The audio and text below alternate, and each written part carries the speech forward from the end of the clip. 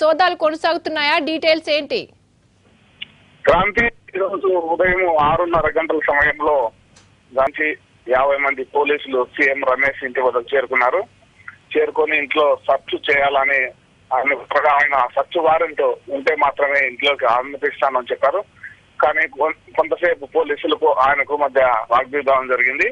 ఈ నేపథ్యంలో పోలీసులు వెనుదిరిగి ఊర్లో ఉన్న ముఖ్య అనుచరులు ఇళ్లు తనిఖీ చేస్తున్నారు.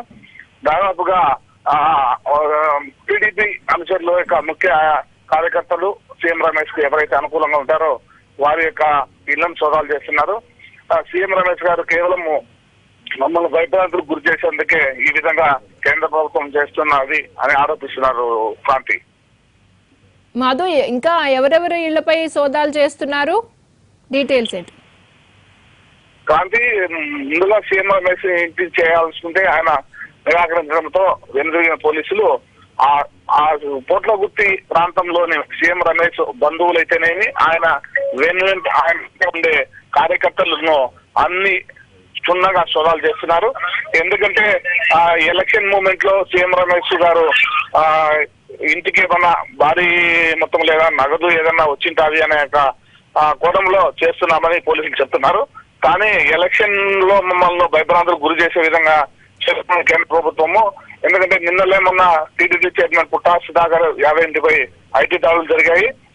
ఆ సందర్భంలో కూడా సీఎం రమేష్ గారు గట్టిగా ఐటీ దాడులు అధికారులను ప్రశ్నించడం జరిగింది. ఎంత అమౌంట్ దొరికిందో చూపించండి మీరు అని ప్రశ్నించడం జరిగింది. వాళ్ళు అక్కడ ఏమి దొరకలేదని చెప్పి అక్కడి నుంచి వెళ్ళిపోయారు. ఈ మమ్మల్ని కేవలం భయభ్రాంతులకు గురి చేసి ఈ జిల్లాలో టీడీపీకి అత్యధిక సీట్లు వచ్చేదానికి ప్రయత్నం చేస్తున్నాము. మమ్మల్ని కేవలం జగన్మోహన్ రెడ్డి కేంద్రంతో కుమ్మక్కయ్యి మమ్మల్ని భయభ్రాంతులకు గురి చేస్తున్నారని సీఎం రమేష్ ఆరోపిస్తున్నారు. కార్తీ, ఓకే మాధవ్. ఉన్నాడు సార్, ఉన్నాడు.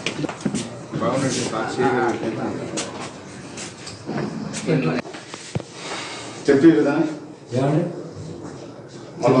తెప్పించలే.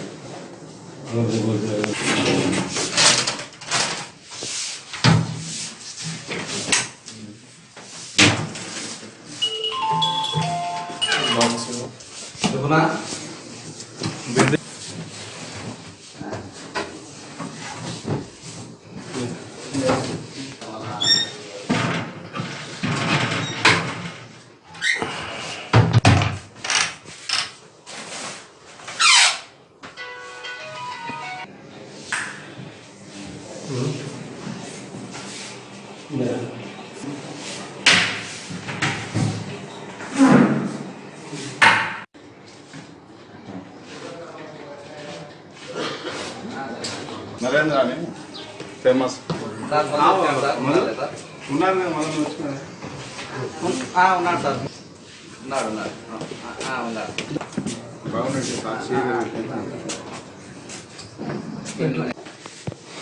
చెప్పి కదా తెప్పించలే. ఇవి న్యూస్ ఆర్ అప్డేట్స్. నెక్స్ట్ స్థానిక వార్తలు చూద్దాం.